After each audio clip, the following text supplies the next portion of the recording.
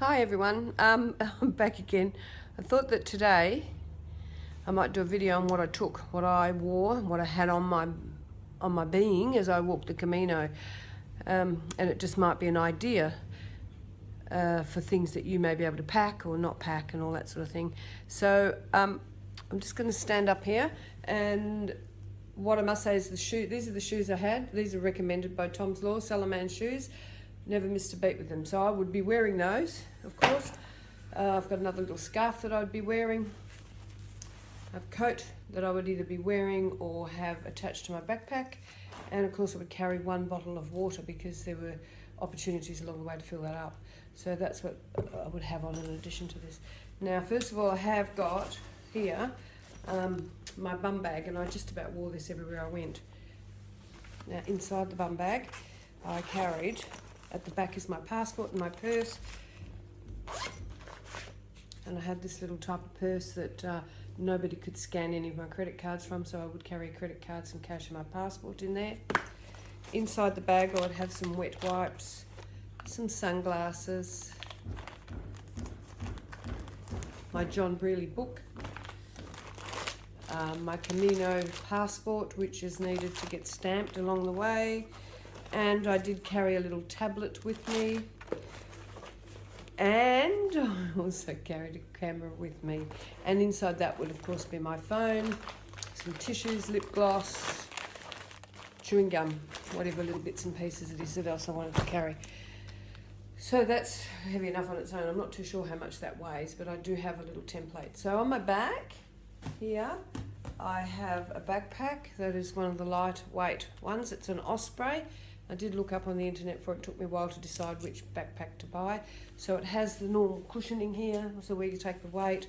There are a couple of little packets inside here. You put some lip gloss, chewing gum, or something there, and there's a couple of little things up here. I also attached a couple of hooks because at times you might want to either put some wet socks on there, or you might want to put your water bottle on there, whatever it is that you need to carry and maybe have handy. So I'll just take the backpack off. Now, I carried this backpack with me every day, and this is all I travelled with. I travelled overseas for 3 months with this. So there's my backpack. It's very lightweight. I think the backpack itself weighs just under 1 kilo. Now, there are side pockets where you could put your water, if you can get a hold of it, and then of course I had my hat, a trusty hat that used to be a Tom Law hat. Right, so what I'll do is I'll open up the backpack and show you what I have in it.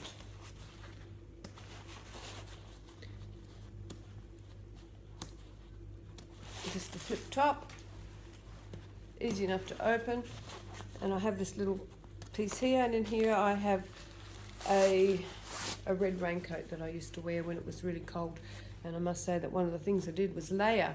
I recommend that you take lightweight clothing, but I had merino wool stuff. It was very lightweight, so I'd layer it. Also, something that's I find was always needed is a toilet roll.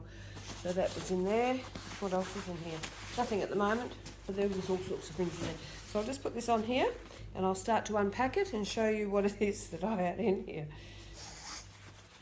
And I pack and unpack this bag every day. I also had a outside liner for the bag in case it rained, just pop the liner over. So I had a scarf that could be used to keep me warm on the trains and the planes travelling.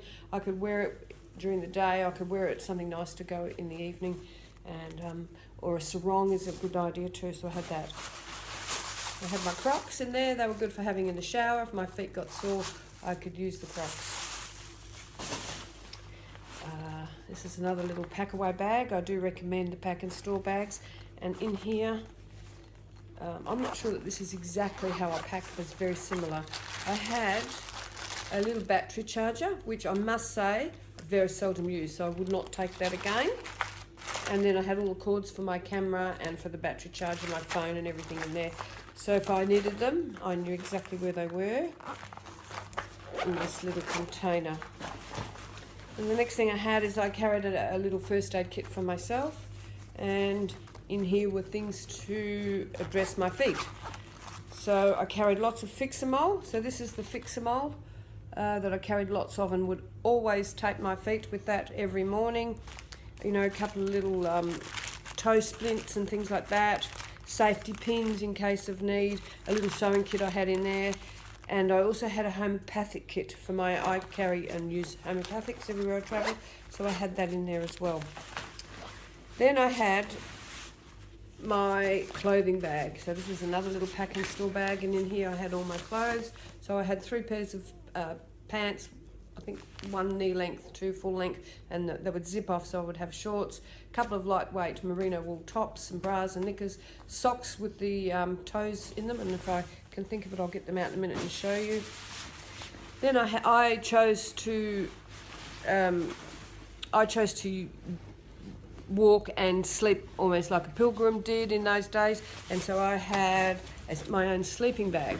So it's a bit hard to get all these things out. So I had my sleeping bag, which is a palm-sized sleeping bag. The bag's all falling off, and it just did the trick. So that was just nice and lightweight. Sometimes it would be on the back of my pack, but mostly it would be packed inside the bag. I also had a silk liner. Finding all sorts of things in here. And the silk liner's in here, but it's actually not in where it's meant to be. But I had a little silk liner. I think that was a blessing in disguise. This kept me really warm, because some of the albergaes didn't actually have any blankets or pillows. Some did, some didn't. So this would keep me extra warm when it was quite cold. Excuse me, back down a bit. I also had this little pack, and this was the pack that I had a beanie. I generally always wore my beanie. And I had, this is a nice little thing, it's called a Go Girl, and I bought this just in case I needed to go to the toilet and things were difficult, but I must say I never used that, so I wouldn't take that again. The regulatory plug to plug all your phones in, charge them all up. Also had a headlamp so that I could see at night time if the lights were out. And what else is in here? Oh, some pegs to hang my washing, so I had a bit of pegs, and I carried a bit of bicarb soda for myself in case of. I also had a toilet bag. I haven't put my toiletries in here, but I travelled with very minimal toiletries, and I picked up some shampoos, the little bottles of shampoos and that in the hotels that I went to, but I maybe had a flannel. I really wasn't into using soap a lot, so I had some bicarb soda to clean myself. I don't use deodorants, only some natural stuff, so I didn't even need that. But my toothbrush, a little bit of toothpaste, a comb, some moisturiser and some moisturising tint and some sunscreen would be in there. I also carried this bag here to put my washing in. So this was where I could put my dirty clothes and stuff them in, and when it came time and had an opportunity to wash them, I just had to rip look for that bag in my backpack. And now inside my backpack I had an even bigger one of those because of the waterproofness. That backpack is not completely waterproof. And there are times, of course, when it's going to rain on the Camino, and I didn't want to get my stuff wet. So I packed that inside my backpack, and then I put everything else inside of it. Now, there's bound to be something else. Oh, I have some little zips up here. I used to have some Panadol. Also, what I did pack in there that I haven't got anymore is I had quite a heavy type of poncho that just sat down at the bottom of my bag in case it was raining. But I just found that some people were quite happy to use the little lightweight ones that you can pick up for a couple of bucks. So weight saving, depends what season that you're going to go in, whether you're going to be expecting rain. The season I went in, it was beautiful. It did rain, of course it rained, but it didn't rain as much as perhaps it could have. And yeah, so it's just almost like less is best, lightweightness, what can you do without, what can't you do without. And some people need to, I also had some medication packed in there for my asthma, but I do have a list. And what I'll do is I'll email this list to Tom. And it's a list of what I did was that I actually did a list up and weighed every single thing. And I think at the end I had a total weight of, let me find the right page. I think I had a total weight of about 8 kilos that I was carrying. And then by the time you add in perhaps your daily bit of bread and some cheese and some fruit into your bag, it gets up a bit higher. So depending on the weight ratio that they say that you can carry for your body, and I guess depending on how big a bag you have, as to how much weight you're going to carry. You don't need to go into depth in that so much if you are going to have your bags carried for you, but you will need a reasonably good little day pack, so you can put your water and some snacks and your purse and passport and things like that in, and preferably one with a bit of a waist you know, that will hold it, so you can hold it up in hips, because they do get heavy and they're really, really long days. So that's it from me today. So that's what I had in my backpack, possibly a few other little things, but I use lightweight merino tops, and you can always layer them and then take them off. Oh, I also had in my clothing pack, I took some leggings and a long sleeve thermo t-shirty thing for me to sleep in, because of course you have to sleep at night time too. But that's just a few hints and tips. So look, I really do hope that you get something out of that. And for those of you who will carry your backpack, have a look at the backpack weight, have a look that it fits you correctly. There's nothing worse than getting 5 days down the track and you realise your backpack is really not what you want it to be.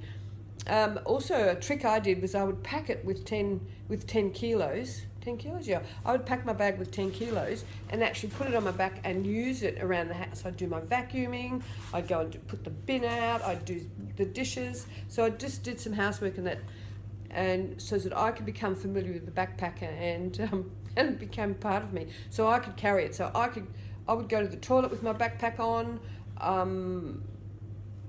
everything. So that, you know, if that's your lifeline, if that's what you've got your backpack and you're going to carry. Plus, it gives you that idea of what it's like to carry your backpack in all circumstances, and it's not unfamiliar to you.